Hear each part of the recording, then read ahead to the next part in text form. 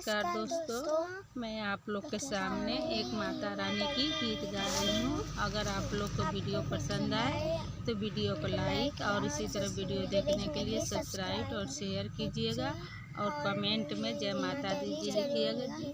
और मेरी वीडियो कैसी लग रही है इसका सुझाव लिखिएगा।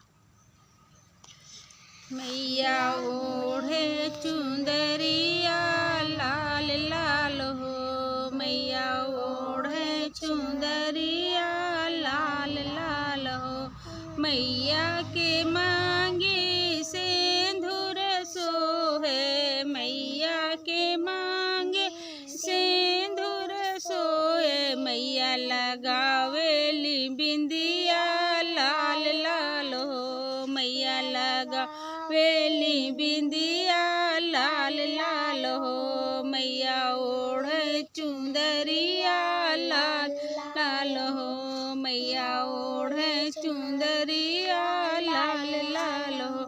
मैया के गले हरवा सोहे, मैया के गले हरवा सोहे। मैया पहिने गजड़वा लाल लाल हो, मैया पहिने गजड़वा लाल लाल हो। मैया ओढ़े चुंदरिया लाल लाल हो, मैया ओढ़े चुंदरिया लाल लाल हो।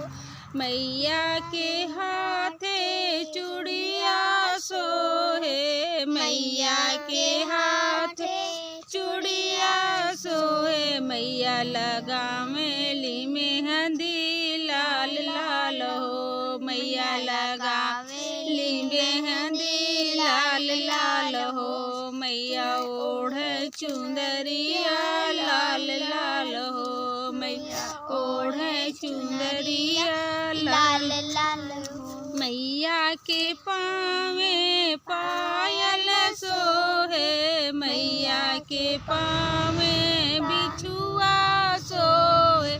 मैया लगावे अम्हावर लाल लाल हो, मैया लगावे अम्हावर लाल लाल हो। मैया ओढ़े चुनरिया लाल लाल हो, मैया ओढ़े चुंदरिया लाल लाल हो।